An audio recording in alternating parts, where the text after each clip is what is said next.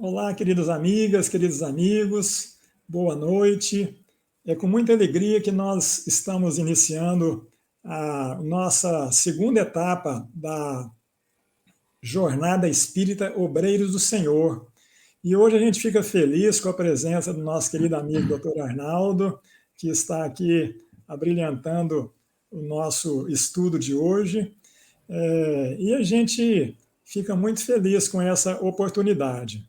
Então a gente aguarda só um minutinho, a gente já vai começando essa atividade e assim como quando a gente está na casa espírita, né, a gente queria reforçar as boas-vindas ao doutor Arnaldo. Doutor Arnaldo, nossas boas-vindas, viu?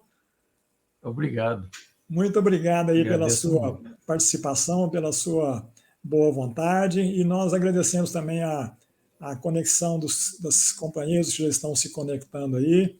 E aí a gente, como se estivesse na casa espírita, a gente faz uma vibração inicial, uma oração rápida, né? Para que todos nós tenhamos a paz necessária, o discernimento para a compreensão necessária das reflexões que nosso companheiro Dr. Arnaldo vai oferecer para nós. Mestre amado Jesus, rogamos a paz no coração, o equilíbrio para o raciocínio e que todos nós possamos aproveitar intensamente esses momentos desta jornada, onde nós comemoramos, né, refletimos sobre o lançamento do Livro dos Espíritos há 165 anos atrás, e trazendo para nós o Consolador prometido. Que Jesus nos ampare o Dr. Arnaldo e ampare cada lar que está conectado, cada pessoa que está conectada ao nosso estudo de hoje. Com muita alegria no coração, nós vamos dando início à nossa atividade. Que assim seja. Então, doutor Arnaldo, seja bem-vindo mais uma vez. A atividade que o doutor Arnaldo está apresentando para nós hoje é o Consolador Prometido. E a gente já passa a palavra para o doutor Arnaldo. A gente vai ter aí 40, 45 minutos de reflexões e a gente estará aqui à disposição. Então, é um momento de muita alegria para nós e esperamos que todos possam aproveitar intensamente essa atividade nossa. Então, doutor Arnaldo, fique à vontade. Eu vou sair da tela, deixar o senhor na tela sozinho, mas eu estou aqui à disposição. Falou? Tá joia. Então, a todos os nossos irmãos que nos assistem, uma boa noite. Muito obrigado, Fausto, por esse convite, aos irmãos do Centro Espírita Obreiros do Senhor. É uma alegria muito grande, uma alegria renovada estarmos presentes nessa casa espírita, ainda que virtualmente, mas devagarinho as reuniões presenciais estão retornando, graças a Deus, graças à intervenção dos bons espíritos, e evidentemente, com a permissão de Jesus, esse período de pandemia está passando, né? Não sabemos quais outros problemas ainda iremos enfrentar neste anoitecer do último dia do mundo de expiação e provas para a alvorada do mundo de regeneração, mas essas atividades, como essa jornada do Centro Espírita Obreiros do Senhor, constituem uma preparação para as nossas almas que se fortalecem à luz da doutrina espírita para quaisquer enfrentamentos necessários à purificação da nossa sociedade, do nosso mundo, em especial dos nossos corações, para que aguardemos com muita ansiedade, muito amor, a alvorada do mundo de regeneração. Então, nosso tema é muito interessante, o Consolador Prometido. Mateus, descrevendo a oportunidade em que Jesus sobe ao monte e se dirige à multidão, nos conta que ele, numa das suas assertivas, assim se expressou: bem-aventurados os aflitos, porque serão consolados. Talvez uma das primeiras vezes em que se fala no Evangelho de consolo seria nessa frase do Sermão da Montanha. É interessante que Jesus não promete aos sofredores, aos aflitos, conforme a tradução, nenhuma eliminação do processo de sofrimento, nenhuma solução dos problemas. E, de acordo com a observação de qualquer um, o sofrimento, a dor, é uma constante em todos os indivíduos que vivem na Terra, sejam animais ou seja o ser humano. E Jesus, nessa oportunidade, não prometeu a solução dos nossos problemas, prometeu consolo. E de que maneira viria esse consolo? É muito provável que aquelas criaturas que o seguiam não estavam em busca de consolação para os seus problemas, para as suas aflições. Eles estavam, a maioria deles, em busca de milagres, uma solução miraculosa para as suas aflições, para as suas angústias, para os seus problemas. E grande parte de nós ainda permanece da mesma forma, em busca de milagre nas nossas igrejas, nas nossas congregações religiosas e até mesmo nas hostes espíritas. Muitas vezes buscamos aí a água fluidificada, o passe, ou então as reuniões de cura, buscando uma solução miraculosa para os nossos problemas, mas isso não foi prometido. Foi prometido aos que sofrem apenas consolo. Nem se prometeu que os sofredores ganhariam o reino dos céus, porque essa promessa estava destinada àqueles que tinham o coração, ou que eram pobres de espíritos, ou seja, pobres em espírito ou humildes. Aos humildes está destinado o reino dos céus, e não simplesmente àqueles que sofrem. Aos puros de coração, evidentemente, está destinado, como nos prometeu Jesus, a visão do Pai Celestial. Bem-aventurados têm puro coração, porque verão a Deus. Mas aqueles que sofrem, está prometido consolo. E de que maneira virá ou viria esse consolo? Outros que buscavam Jesus estavam à busca de alguma condição privilegiada no reino que eles anunciavam, inclusive os discípulos. Nos lembramos daquela passagem em que a mãe de Tiago e João buscava Jesus para lhe pedir um privilégio especial para os seus dois filhos, que no seu reino um sentasse à direita, outro sentasse à esquerda. E o que fizeram os demais discípulos? Se revoltaram contra os dois irmãos, porque naquele momento ainda não compreendiam a extensão daquela missão à qual estavam destinados e para a qual estavam sendo treinados pelo Mestre inesquecível.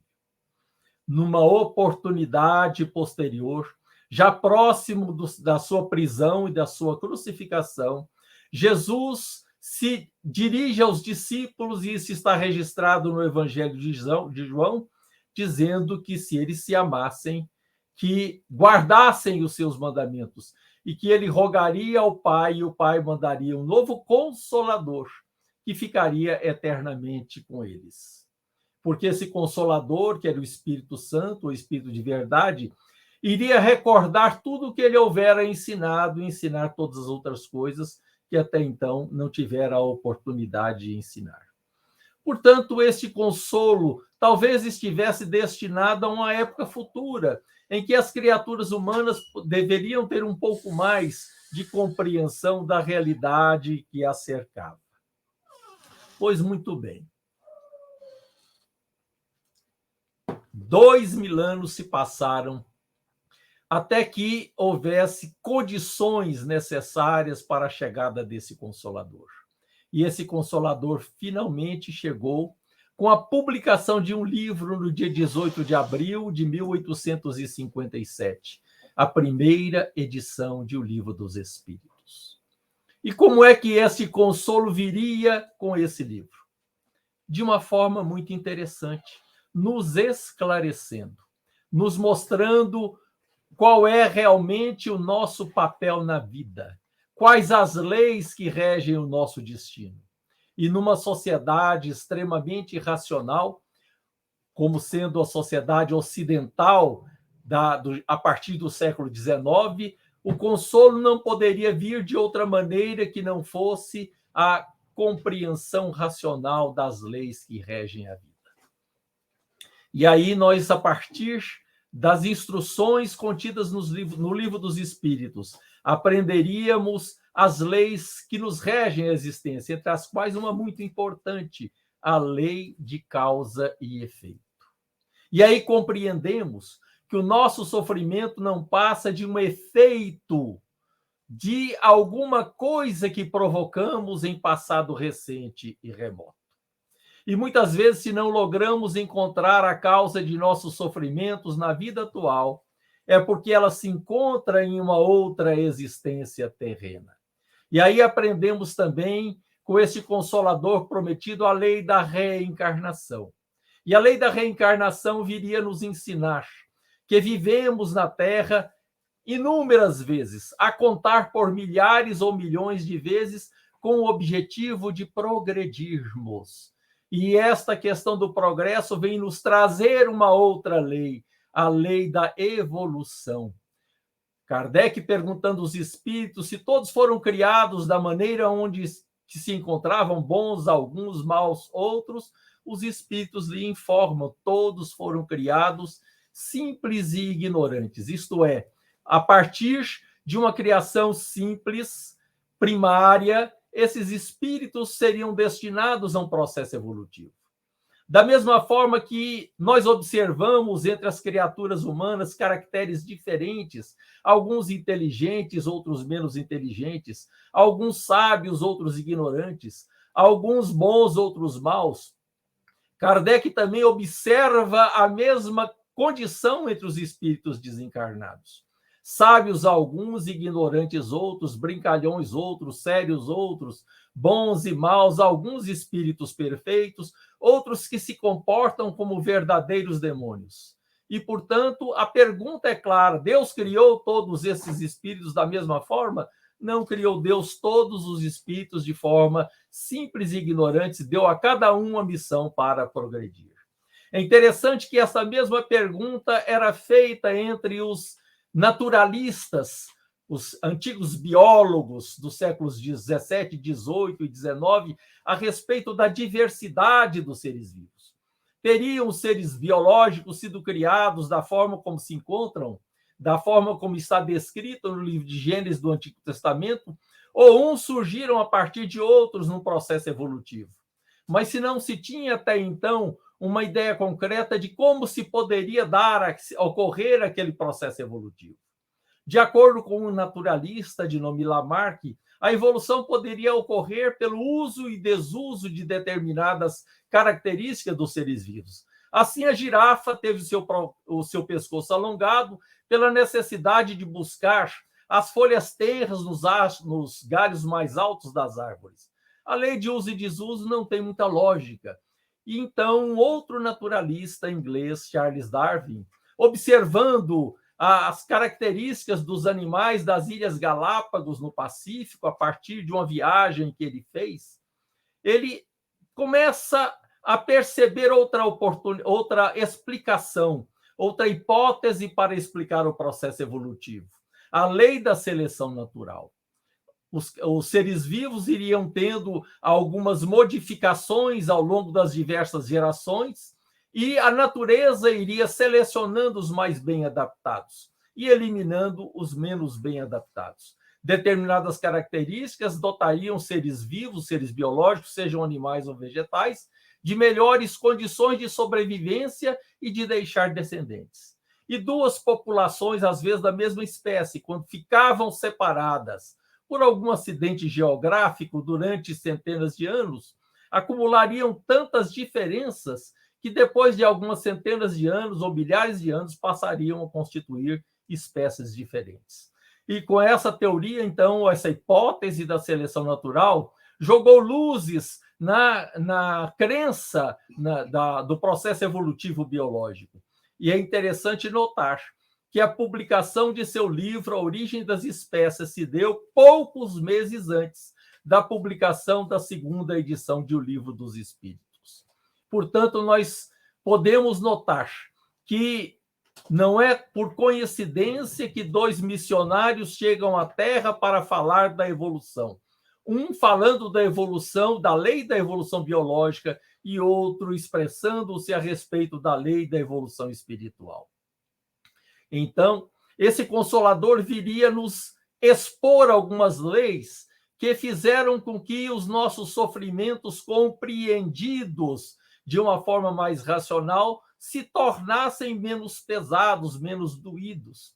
Compreendemos, portanto, através destas leis, a lei da evolução, a lei da reencarnação como um mecanismo de proporcionar a aceleração do processo evolutivo, e a lei de causa e efeito como explicações naturais para a diversidade das características humanas, a diversidade dos nossos destinos e, portanto, como um consolo para o apaziguamento das nossas dores. Poderíamos agora compreender a justiça divina e poder perfeitamente equacionar o que nós observamos na sociedade humana com a presença ou com a existência de um Pai soberanamente justo e bom. Fora destas leis, o processo racional nos jogava inevitavelmente para o materialismo, porque não era mais possível compreender os dogmas das religiões existentes e compatibilizá-los com a justiça divina. Como Deus poderia existir, sendo perfeitamente justo e bom, numa sociedade onde nós observamos crianças que nascem em lares extremamente estruturados, com todas as condições para serem bem-sucedidas na vida, enquanto que outras nascem em lares completamente desestruturados, sem aparentemente nenhuma condição de se dar ou de se sair bem na sua existência. Indivíduos que nascem gozando de plena saúde, outros que nascem já portadores de doença. A distribuição desigual da fortuna, da pobreza, nada disso fazia sentido com a existência de uma única vida, de uma única encarnação, com a crença de que o espírito fora criado juntamente na mesma época que o corpo físico e que depois de alguns anos, às vezes poucos meses de existência, outras vezes meses, outras vezes anos, raramente muitos anos, a sorte da criatura humana já estivesse definida. Iriam alguns para o paraíso, outros para o inferno, e dali não sairiam jamais, porque em decorrência de uma vida desastrada, cheias de entraves, com poucas oportunidades de redenção, muitas vezes com tentações e tormentos que dificultariam uma vida mais sensata, mais equilibrada, o indivíduo seria inevitavelmente condenado ao inferno. Isso não fazia nenhum sentido. Portanto, na concepção daqueles que raciocinassem, Deus não existia, porque não é possível conceber a existência de Deus que não fosse plenamente justo, e a existência de um Pai plenamente justo, com o que nós observamos na sociedade, na nossa existência, frequentemente eivada de sofrimentos, Deus não poderia ter uma existência racional. Portanto, prezados irmãos, não havia nenhuma outra alternativa para aqueles que pensassem, que raciocinassem, senão acreditar que, na verdade, a morte é o fim de tudo, que Deus não existe, a vida é simplesmente obra do acaso. E é interessante que, à medida que os conhecimentos biológicos vão se acentuando, à medida que nós vamos adentrando as células vivas, o mecanismo molecular que caracteriza a vida, para alguns isso vai se tornando muito mais a comprovação da existência e da sabedoria de Deus e a existência de um planejamento para que tudo isso acontecesse, enquanto que para outros passa a se tornar a crença mais profunda ainda no materialismo. Alguns chegam a dizer que a nossa vida é simplesmente um algoritmo bioquímico, que todas as nossas condutas, nossos pensamentos não passam de automatismos bioquímicos direcionados pelos nossos genes e que, portanto, seríamos como que verdadeiras máquinas automáticas dirigidas pela genética que nós herdamos de nossos pais e muitas vezes direcionado pelas condições ambientais em que nos encontramos. Só o conhecimento do processo evolutivo do espírito, da lei da reencarnação e da lei de causa e efeito aplicada às nossas condições mentais é que poderia nos proporcionar esta equidade, esta condição de compatibilizarmos a crença na existência de um Pai soberanamente justo com o que nós observamos na nossa vida cotidiana e com o que nós vamos observando à medida que a ciência se torna cada vez mais esclarecedora. E dessa forma, então, é que essa doutrina espírita se torna o consolador prometido por Jesus, o que ela realmente é o consolador prometido por Jesus, porque o consolo viria de uma forma racional e não poderia ser de outra forma. Mas em quanto tempo a vinda desse consolador foi planejada? Quanto tempo demorou este planejamento? Evidentemente que ele já estava previsto por Jesus, senão ele não teria prometido que em um determinado momento oportuno ele rogaria ao Pai e o Pai enviaria um novo Consolador. Então, no mínimo há 2000 anos, ou um pouco mais, esse Consolador já estava começando a ser planejado.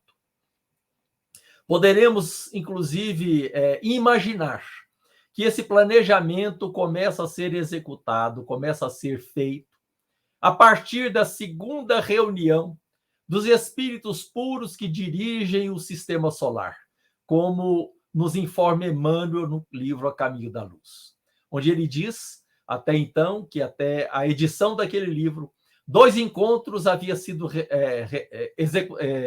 realizados. Um, quando se lançou as bases da construção do nosso sistema planetário, da Terra, quando a Terra foi retirada da nebulosa solar, começando então a sua existência planetária.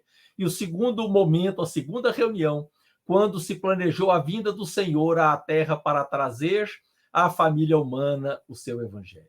Então, muito provavelmente, de forma muito meticulosa, toda a caminhada do evangelho foi planejada naquela reunião, com todos os tropeços que a humanidade iria participar. Todas as guerras estavam previstas. Evidentemente que não se planejaram as guerras, mas evidentemente que, conhecendo a natureza humana, aqueles espíritos sábios souberam que alguns tropeços, algumas guerras iriam ser executadas, iriam acontecer ao longo daquela caminhada. E, evidentemente, que até o resultado dessas guerras haveria de ser aproveitado para que o evangelho chegasse a todos os corações, a todas as almas. Vamos lembrar alguns fatos muito interessantes que atestam esta hipótese nossa de que o Consolador prometido já estava sendo planejado há mais de 2000 anos. Há um episódio muito interessante que marca a história da doutrina espírita. No ano de 1855, uma família de sobrenome Baudin, que vivia numa ilha chamada Ilha da Reunião, uma ilha que está no Oceano Índico, nas costas orientais da África, localizada a mais ou menos 800 quilômetros da maior ilha daquela região, que é a ilha de Madagascar. Ali naquela ilha chamada Ilha da Reunião, um nome muito interessante, que hoje é um departamento ultramarino da França. Desde o século, se não me engano, 16, 17, pertence à França. Na época do reinado dos Bourbons, era chamada de Ilha Bourbon, e depois da Revolução Francesa mudou de nome para a Ilha da Reunião. Pois bem, naquela ilha vivia uma família de um homem e uma mulher, 2 filhas, que, segundo a tradição, tinha 14 e 16 anos, eram adolescentes, de nome Jolie e Caroline, e mais um menino, naquela época de uns 3 anos de idade. Essa família começou a se comunicar com os espíritos através das mesas girantes, que desde aquele episódio de Hydesville, de 1848, invadiu praticamente todos os países do mundo. Diz-nos o Arthur Conan Doyle, o escritor que criou o famoso personagem Sherlock Holmes, que se tornou um adepto do que na época foi chamado de novo espiritualismo, porque espiritismo nasceu com Kardec na França, com a publicação de O Livro dos Espíritos, mas Conan Doyle dizia que a partir de 1948 ocorreu uma verdadeira invasão organizada do mundo espiritual à Terra, porque a presença dos espíritos através das mesas girantes estava em todos os países e quase que em todos os lares, presentes nas reuniões, muitas vezes como objetivo de distração, de encontro social, simplesmente. Mas atraiu a atenção de muitos sábios que passaram a utilizar-se da resposta dos espíritos para tirarem algumas conclusões importantes. Pois muito bem, a família Baudin, em 1855, começa a conversar com os espíritos. E um desses espíritos se identifica como um espírito familiar. Perguntado o seu nome, ele disse que podem me chamar pelo que sou, Zéfiro da Verdade. Zéfiro era o nome de um ventinho, de uma brisa que soprava naquela região. E hoje até, de uma forma geral, se toma o nome de Zéfiro para qualquer brisa que sopre em qualquer região. Pois bem, aquele espírito passou a ser identificado pela família e pelos amigos que frequentavam a reunião das mesas girantes de Zéfiro. Tratava-se de um espírito muito brincalhão e, certa vez, ele predisse que a família brevemente se mudaria para Paris. Ora, não havia nenhuma pretensão do senhor Baudin mudar-se para Paris, porque ele estava sendo muito bem sucedido nos seus negócios, principalmente com café e açúcar, produção e exportação até então. Mas em pouco tempo houve uma queda nos seus negócios e ele se viu obrigado a mudar-se para Paris. E Zéfiro disse através da comunicação, tomando aquelas duas garotas como médium, que em Paris eles se dariam bem, as meninas iam encontrar os seus noivos, iriam casar-se, o senhor Baudin iria organizar os seus negócios, e que ele iria encontrar-se com um antigo chefe e líder do tempo de Druidas, na época em que Napoleão Bonaparte invadiu a Gália. Pois muito bem, a família muda-se para Paris e continuam as reuniões mediúnicas, já agora um pouco mais evoluídas, porque se utilizava de uma cesta de bico em cuja ponta se amarrava um lápis, e as meninas encostando os dedos nesta cesta, o lápis escrevia em uma prancha de ardósia, em uma lousa de ardósia. E certa vez Zéfiro escreve: o nosso dia de glória está chegando. O senhor Baudin lhe pergunta: é o encontro daquela pessoa que você falou? Sim, ele está para chegar até aqui. Podemos saber o seu nome? Allan Kardec. E você vai trazê-lo à nossa reunião. Caroline irá atraí-lo. Num determinado momento, num determinado dia de 1855, o senhor Baudin chega à sua casa com dois ilustres convidados, o professor Hippolyte Léon Denisard Rivaio e a sua esposa Amélie Baudet. O professor Rivaio era já um eminente pedagogo, autor de várias obras, conhecido na sociedade ilustre, na sociedade sábia da França, autor de vários projetos pedagógicos, de vários livros de pedagogia, e que estivera desde alguns anos interessado no fenômeno do magnetismo. E dentro deste ambiente de magnetizadores, ele ouvira falar pela primeira vez nas mesas girantes. E ele pensou, ora, não deve ser nada muito difícil de se imaginar, porque deve ser alguma consequência do magnetismo ou da eletricidade que mal começamos a conhecer. E assim, talvez seja essa a causa do movimento das mesas, sem o toque das mãos ou sem que nenhuma força visível as esteja conduzindo. Mas um de seus companheiros lhe diz o seguinte: não apenas as mesas se movem, mas se fazem perguntas à mesa e elas respondem. Aí o professor Rivaio redarguiu de uma forma extremamente duvidosa. Isso aí eu não posso acreditar, a não ser que me provem que uma mesa tenha cérebro para pensar e nervos para agir. Até que me provem, eu tenho que perceber nisso uma conversa para se dormir em pé. o professor Rivaio estava sendo extremamente kardeciano, ou melhor dizendo, cartesiano naquela ocasião. Ele, evidentemente, fora muito bem educado no Instituto de Verdun, à luz do professor Pestalozzi, e, além de uma extensa educação humanística, fora também educado no método científico que nós utilizamos até hoje, baseado nos princípios de René Descartes. E uma das primeiras questões que esse princípio determina, segundo Descartes, é que nós temos que duvidar de tudo. Porque se nós já começamos a priori acreditando, poderemos ser enganados. Então, a primeira atitude científica tem que ser a da dúvida. Enquanto não me provar, não acredito que esse fenômeno, que não é visível, não é compreensível à primeira vista, a nossa razão possa ser verdadeiro. Mas o professor Rivaio é convidado, então, a participar das reuniões semanais na casa de uma senhora chamada Pleine Maison. Nessa oportunidade, ele observa o fenômeno das mesas girantes, as perguntas, as respostas, e se convence. É interessante notar que ele não teve aí uma atitude de cientista, de investigador científico.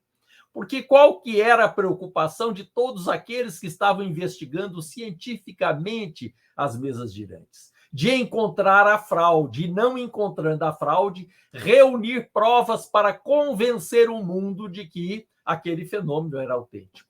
Assim trabalharam muitos sábios, como o professor William Crookes.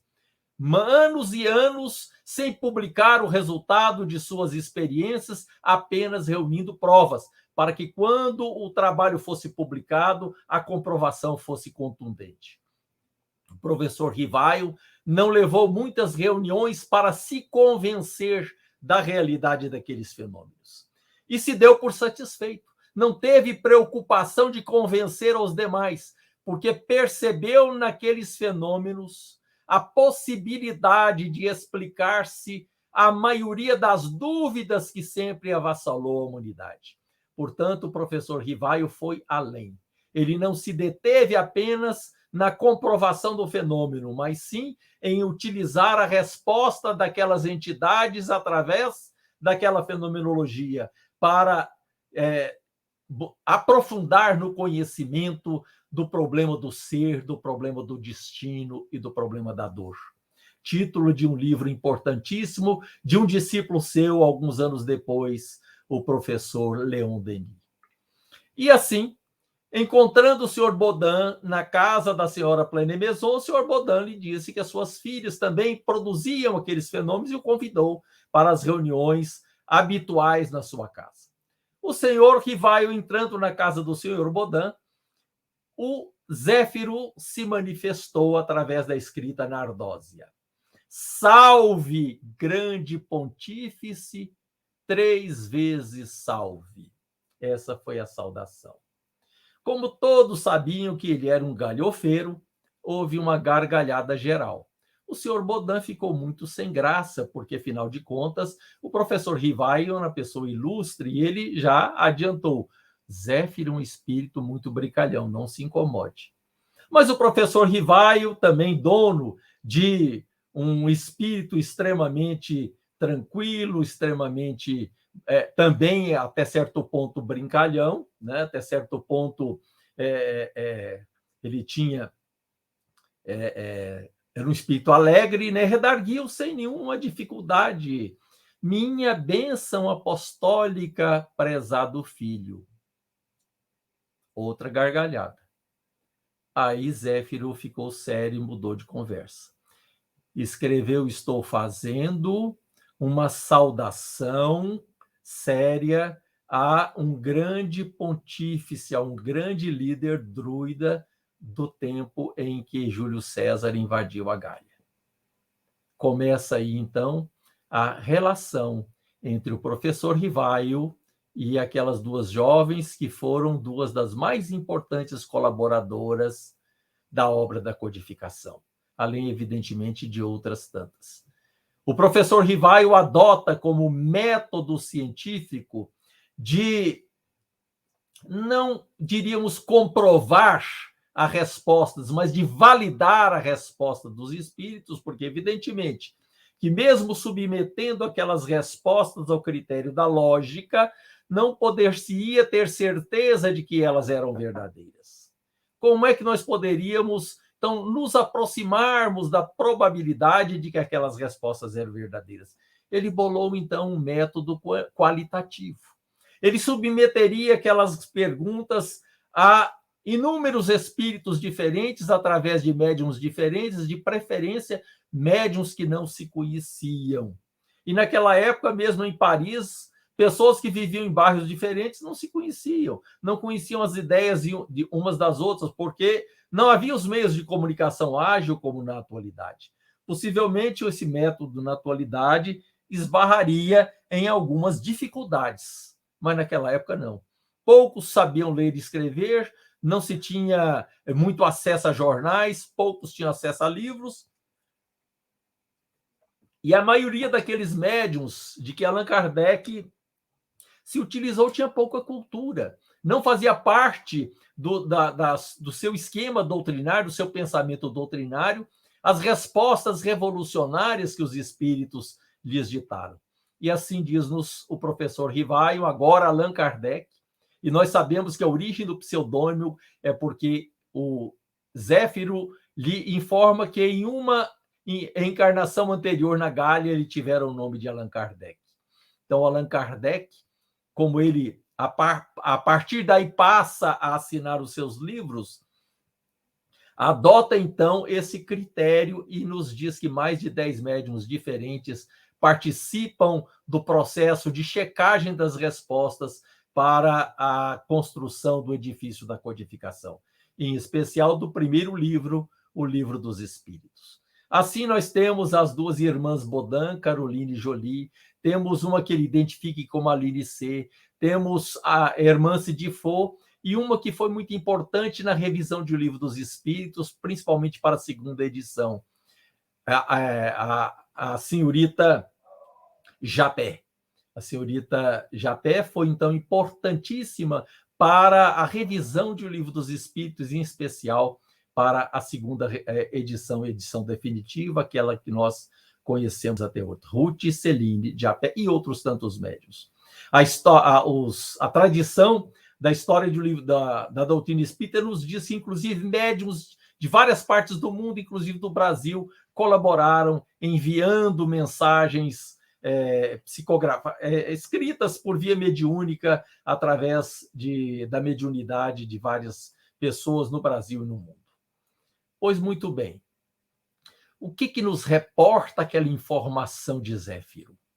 É que aquele indivíduo, aquele espírito que nessa reencarnação recebeu o nome de Hippolyte Léon Denisard Rivaio, teria sido milênios atrás, no primeiro século antes de Cristo, um druida entre os gauleses.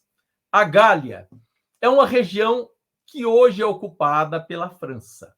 Naquela época, século I antes de Cristo, era denominada de Gália. Ali vivia um povo de etnia chamada de celta. Os celtas habitavam grande parte da Europa.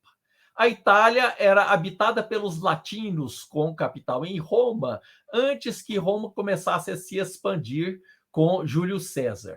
A maior parte da Europa, desde a Gália, a Península Ibérica, e atravessando o Canal da Mancha, as Ilhas Britânicas, a Irlanda, eram regiões habitadas pelo povo celta. Portanto, os gauleses eram celtas, os bretões eram celtas, os irlandeses eram celtas. E os celtas tinham como líderes religiosos figuras que eram chamadas de druidas. E a doutrina dos druidas, que está resumida nas chamadas tríades, tem esse nome porque cada princípio dessa doutrina ele é descrito em 3 partes, daí o nome de tríades. E olhando a doutrina dos druidas através das tríades, é como se nós estivéssemos lendo o livro dos Espíritos, escrito há mais de 2000 anos. Nós sabemos que algumas teses da doutrina espírita não são novidades. Por exemplo, a reencarnação. A grande maioria das doutrinas orientais são reencarnacionistas. Entretanto, essas doutrinas não entendem exatamente qual é o papel da reencarnação, porque não compreendem o processo da evolução espiritual. E algumas admitem até a possibilidade de seres humanos que foram maus reencarnarem-se por castigo como animais, no processo conhecido como metempsicose. Coisa que sabemos que não existe, porque não ocorre a involução, apenas a evolução. Às vezes, numa determinada existência, o espírito progride pouco. Parece que ele estacionou, mas, na verdade, não estacionou. Ele está, às vezes, acumulando determinadas cargas de problemas afetivos, de problemas, muitas vezes, físicos, para explodir no seu processo evolutivo no mundo espiritual depois de sua desencarnação, quando toma consciência de suas atitudes, ou na reencarnação subsequente. O processo evolutivo é muito lento. Então, essas doutrinas orientais eram muitas vezes reencarnacionistas, mas não eram evolucionistas. Mas nós vamos encontrar na doutrina dos celtas o processo da evolução espiritual plenamente reconhecido. Os autores de história contam-nos que os celtas eram politeístas, acreditavam nos vários deuses. E, evidentemente, cada aldeia, cada grupo familiar tinha os seus deuses familiares, mas eles acreditavam na existência de um Deus supremo. Portanto, em essência, eram monoteístas. Os druidas tinham como templo as selvas primitivas com aqueles carvalhos que eram considerados árvores sagradas.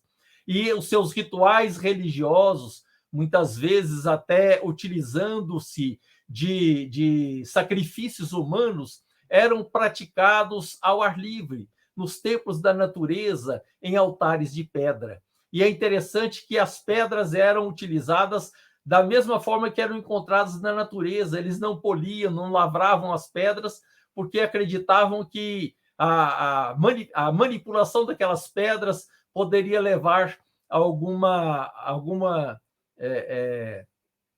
mudança ou alguma injúria àquele elemento natural que iria constituir o seu templo, que iria constituir o seu altar. Então, a despeito de algumas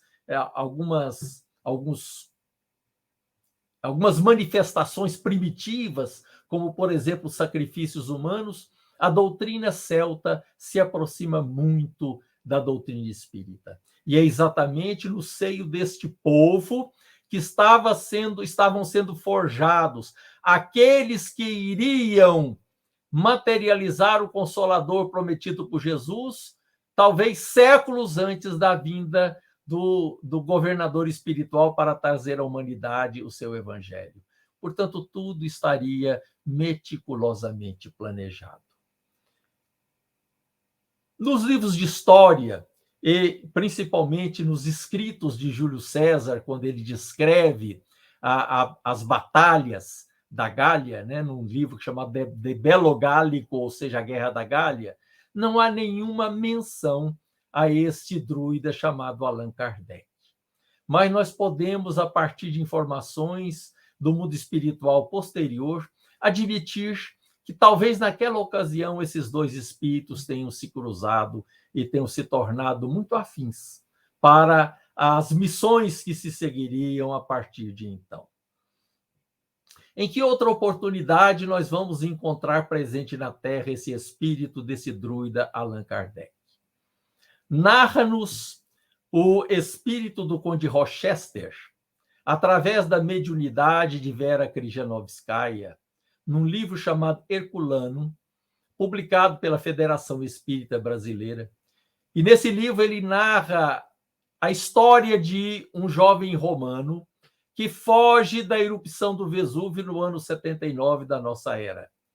Levando consigo a sua vozinha, junto com seus companheiros, com seus servidores, ele salvava a sua avó e fugia de uma decepção amorosa quando caiu à margem do caminho doente e ordenou aos seus servidores que colocassem a sua vozinha no local seguro e depois viesse buscá-lo. Ali ele desmaia e é recolhido por um ermitão que vivia numa caverna daquela região e que se dava a conhecer pelo nome de Pai João.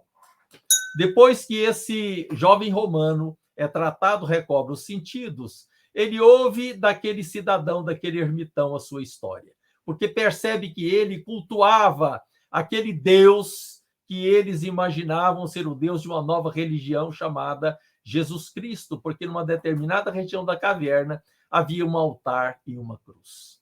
Então, o pai João lhe conta a sua história. Na verdade, ele era um soldado romano de nome Quirinius Cornélius, e que fora designado para servir na Palestina, principalmente pelo fato de que ele tinha muita facilidade para aprender línguas estrangeiras. Então, ele foi designado para seguir Jesus e fazer um relatório de como Jesus se comportava e se as suas pregações levavam a algum perigo às necessidades ou às condições do Império Romano naquela região, segundo denúncias do Sinédrio. No seu relatório, ele diz que não havia nenhum problema, que aquele homem só pregava a paz e o amor e que não pregava nenhuma revolta contra Roma. Apesar do seu relatório, ele percebe que aquele homem é preso, ele é açoitado e condenado à crucificação. E, por coincidência ou não, ele é designado para guardar a cela onde aquele prisioneiro aguardaria o momento da sua crucificação. Ele adentra a cela, encontra Jesus ajoelhado, orando, e propõe a Jesus trocar com ele de lugar. Ele seria crucificado no lugar de Jesus, e Jesus, vestindo as suas roupas, ganharia fuga para continuar a sua missão. Evidentemente que Jesus não aceita aquela proposta, mas dizendo a ele que, como ele ganhou o seu coração, que ele iria, através de um ato simbólico, colocá-lo no grupo dos seus discípulos. E pede a ele que se ajoelhe, ele tira o elmo, e ele, tomando da água de uma bilha, derrama na sua cabeça, dizendo: em nome do Pai Celestial, o Criador e Senhor de todas as forças do corpo e da alma, eu lhe franqueio a fonte da verdade para que continues proclamando-a a todos os deserdados da terra. Ele disse, então, que uma força, uma paz enorme penetrou o seu corpo através daquele ato. E, depois de algumas instruções, ele sai de algumas pregações que Jesus lhe diz que, então, eu vou dizer algumas instruções ao último dos meus discípulos. Portanto, aquele soldado romano recebe de Jesus a fonte da verdade. E ele iria numa outra reencarnação, agora como um padre boêmio. A Boêmia hoje faz parte do território da República Tcheca. Naquela época, a região era chamada o país era chamado de Boêmia. Esse padre propõe algumas mudanças religiosas, uma pré-reforma religiosa, e, portanto, é considerado como herege pela doutrina católica, pela Igreja Católica, e é condenado à morte pela fogueira, sendo executado em Constança, na cidade de Constança, no ano de 1415. 1 século e 2 anos depois, um outro padre, agora alemão, Martinho Lutero, proclama suas 98 teses, começando a reforma protestante. E, algum tempo depois, renasce em Lyon aquele mesmo espírito, agora com o nome de Hippolyte Léon Denis Rivaio. Portanto, este professor Rivaio, agora Allan Kardec, tem toda a sua trajetória, e, pelo menos de acordo com informação do mundo espiritual, pelo menos 3 reencarnações anteriores, conhecidas anteriores à da sua vida em Lyon. O druida Allan Kardec, o soldado romano que recebe de Jesus, e naquele momento, naquela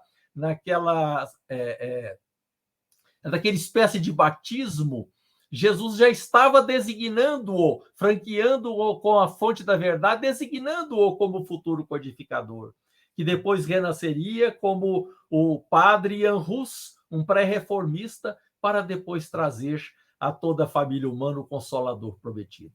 Portanto, esse Consolador prometido vem sendo preparado meticulosamente. E todos aqueles comprometidos com essa missão já vinham sendo treinados, educados, e dentro da doutrina do Cristo, para que não houvesse nenhuma falha na chegada do Espírito de verdade à Terra. Certa vez, Allan Kardec pergunta aos mentores: o que acontecerá se eu falhar? E respondem os mentores: outro já está preparado para cumprir a sua missão. Muito provavelmente, outro já estivesse preparado, mas aquela missão já estava planejada para não ter nenhuma falha. Para terminar, só vamos sugerir aos nossos irmãos que leiam em Cartas e Crônicas do irmão X a passagem, a página chamada Kardec e Napoleão, para nós termos a noção precisa da grandeza deste espírito que reencarna depois em Lyon com o nome de Allan Kardec. Ali nós vamos ver que é um espírito que realmente pertence ao plano espiritual do Cristo e que, com certeza, talvez seja o principal general deste exército na frente de batalha entre os encarnados. Um exército composto de espíritos superiores e que no mundo, na frente encarnada, iria contar com a participação de vários médiuns, de vários estudiosos, tendo como a figura principal, o comandante principal, o druida Allan Kardec. Portanto, prezados irmãos, esse Consolador que vem nos consolar através da explicação racional dos nossos problemas, das nossas dores, mostrando-nos qual é o nosso verdadeiro destino. Foi um movimento meticulosamente preparado pelo mundo espiritual, sob o comando do Espírito de verdade, que para alguns é o próprio Cristo. E se não for ele, é alguma entidade muito próxima ao seu coração. Muita paz para todos, que Jesus nos abençoe.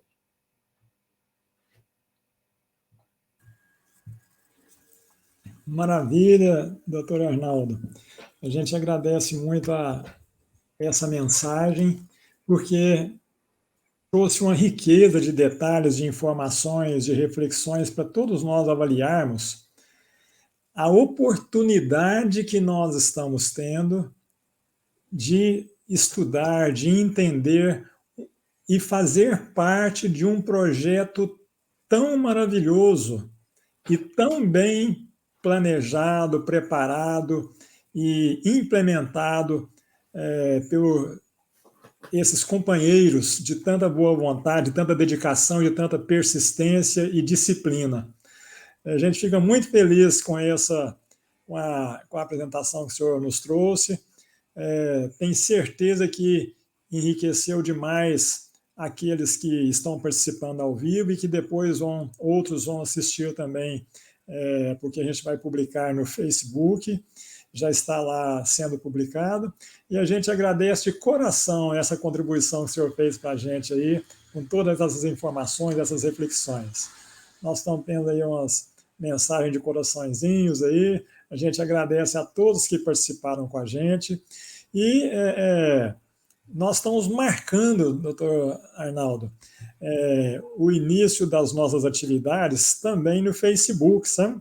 A gente estava até há pouco tempo no Instagram, e aí a gente está iniciando no Facebook, além de ter também as palestras presenciais.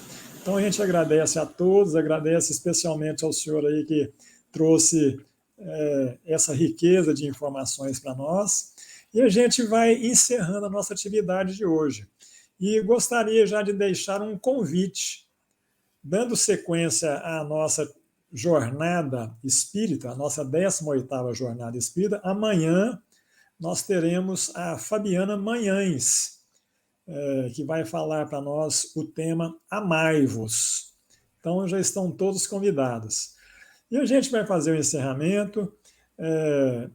Eu vou perguntar, o senhor tem, por gentileza, o senhor poderia fazer a vibração final para nós, doutor Arnaldo? Posso sim, com muita alegria. Maravilha. Então a gente acompanha a sua vibração final e faz o encerramento em seguida. Então vamos elevar os nossos corações, as nossas mentes. E de início, eu queria agradecer a confiança dos nossos irmãos do Centro Espírita Obreiros do Senhor, ao Fausto, a todos esses companheiros. Minha gratidão a todos aqueles que nos honraram com os seus ouvidos, nos permitindo verbalizar as nossas reflexões. Ainda que num tempo relativamente curto, mas pedimos desculpas pelo alongamento, acima de 50 minutos, fica muito cansativo, mas é um assunto que permite reflexão por muitas horas.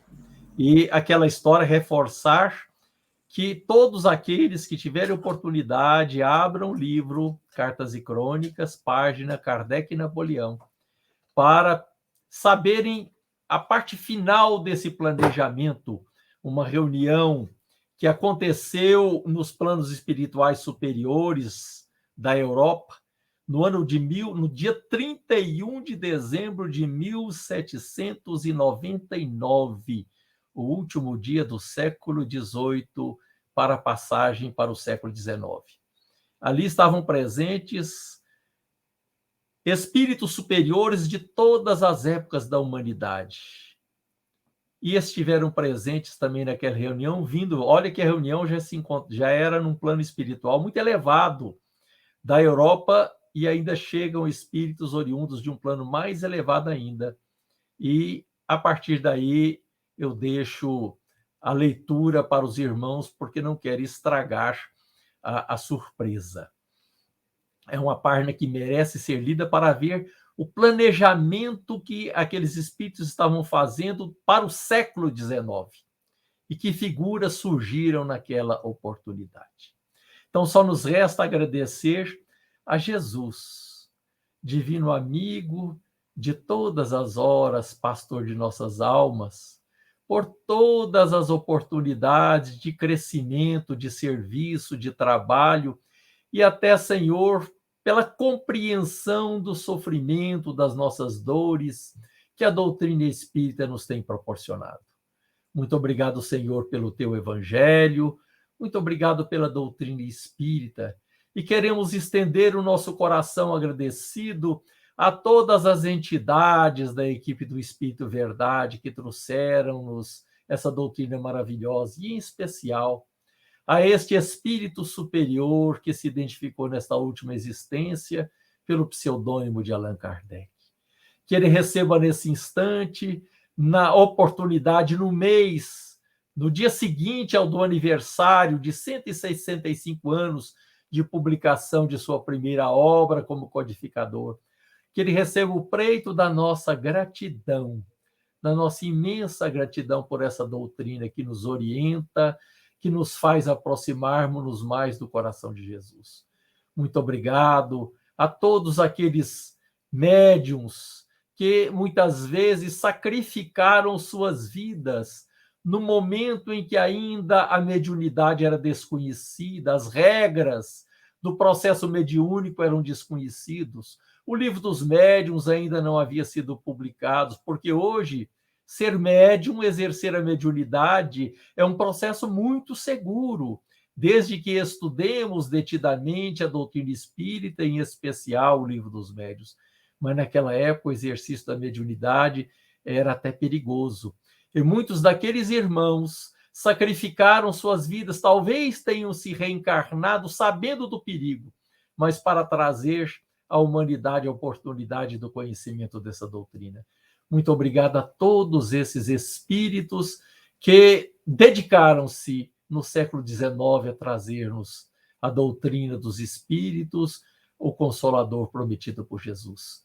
Que a paz de Jesus possa permanecer em nossos corações e que assim seja. Que assim seja. Muito obrigado. Um abraço a todos e que a gente vai encerrar aqui, mas com um coração muito feliz pela oportunidade que nós tivemos.